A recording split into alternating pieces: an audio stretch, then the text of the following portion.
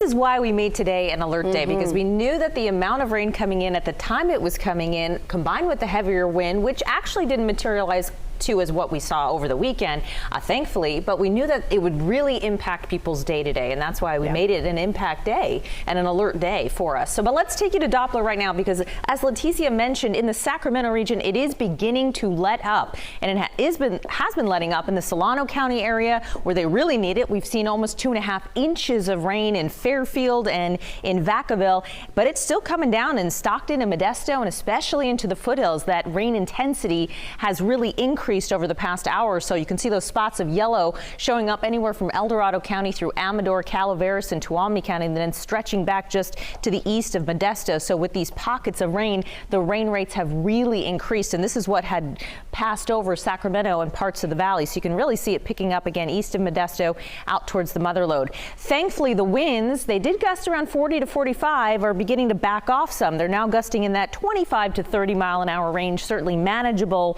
compared to what we had over the weekend. We had gusts above 60 miles an hour. So here's what's in store for Sacramento. We think the rain tapers over the next hour or two. It stays mostly cloudy, maybe a couple of breaks in the clouds. It stays in the 50s, a lot less wind.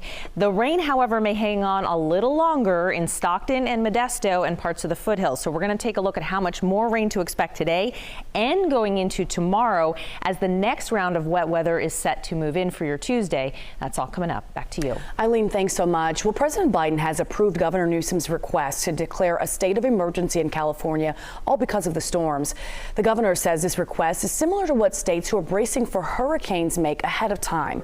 For now, emergency management officials say the state has 28 high water vehicles pre-positioned, along with 4 rescue helicopters, ambulances, and other resources they say are ready to respond. The governor and other state leaders say they are concerned by the amount of lives that have already been lost just this past week.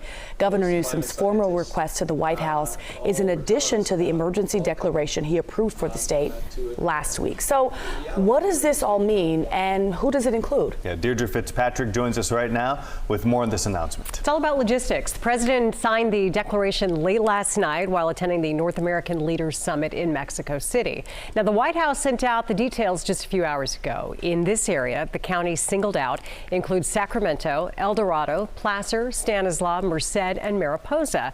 In the Bay Area, it includes Mendocino, Monterey, Napa, San Mateo, Santa Clara, Santa Cruz, and Sonoma.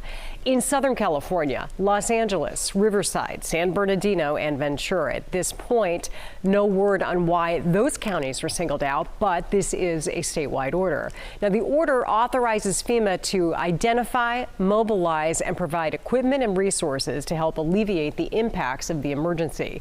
Federal government will provide 75% of the funding, and the Andrew Grant was named in honor of the officer in charge of the recovery operations.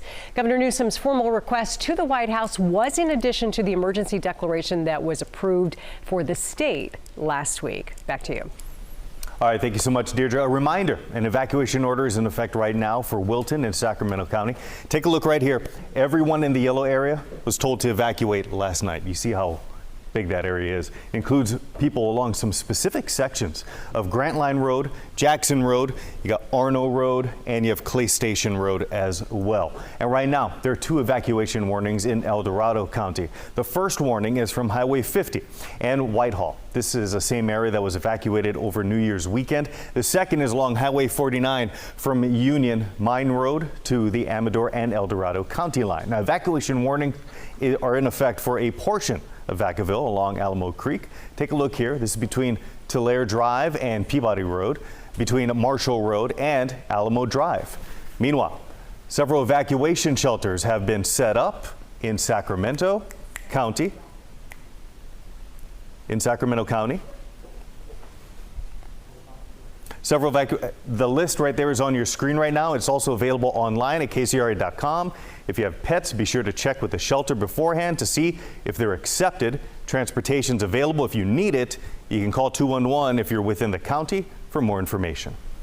The severe weather we are seeing this morning comes on the heels of what was a stormy weekend. Take a look. Crews out on Sunday trying to clear the debris. Several trees and power poles were down because of the gusty winds, some of them falling on homes, causing even more damage. The damage, as you can see here, pretty extensive. And so we wanted to show you the look at the damage left behind. This was at the Sacramento Yacht Club. You can just see what happened there. These aerial views from Livecopter 3. The cover over the boats destroyed on the north side. Also looks like some of the boats were pushed up onto the dock or other vessels. Be sure to stay alert of the changing weather. You can do that around the clock on KCRA3.com. Also on our free KCRA3 app, you can find more information, including the latest weather updates for our area and emergency information.